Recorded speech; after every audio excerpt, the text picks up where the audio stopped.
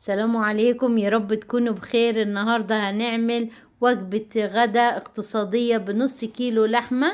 هتنفعك كمان لو في آخر الشهر، هتنفعك لضبط الميزانية، هتنفعك برضو لو حطيتيها لرمضان برضو، مع شوية رز مع سلطة خضراء، هتبقى وجبة برضو مشبعة. نشوفها مع بعض. حطيت نص كيلو لحمة وفرمت بصلة كبيرة عليها فرم ناعم، وحطيت ملح وفلفل وحطيت زعتر معاها، وهمسك كل اللحمة هنخلطها مع البصل كله لغاية ما الأنسجة بتاعت اللحمة تبان. امسكها نملكها كده مع بعض، ولو حابة تحطي اي توابل تاني حطيها، توابل لحوم، اي توابل انت ترتاحي لها حطيها، بس الملح والفلفل وفصين التوم دول بيخلوا لها نكهة حلوة، ما بيغيرش. كتر التوابل برضو بتغير من نكهة شوية اللحمة حلوة بطبيعتها، مش عايزة تغيير في كتر التوابل.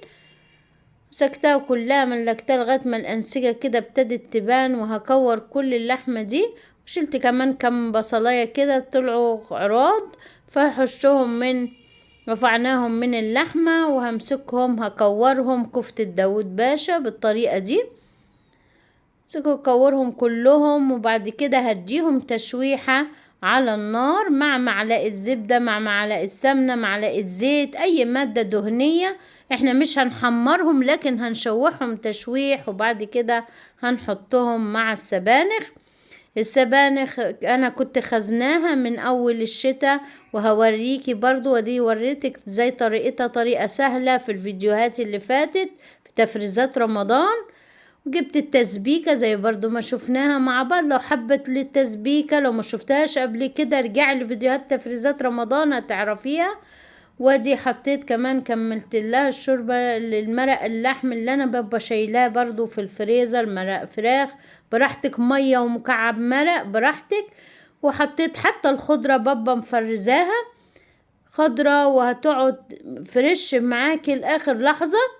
وحطيت ربع كوباية من الفريك بعد ما غسلته ونقعته. شوحت الكفتة بمعلقة زبدة، عايزة تعمليها بمعلقة زيت براحتك، معلقة سمنة براحتك. شوحتها تشويح وحطيتها على السبانخ، هتكمل سواها 10 دقايق، وعملنا وجبة اقتصادية. ويا رب اكون عطيتك فكرة جديدة، وان عجبتك وجربتيها ما تنسينيش في اللايك والشير والاشتراك في القناة.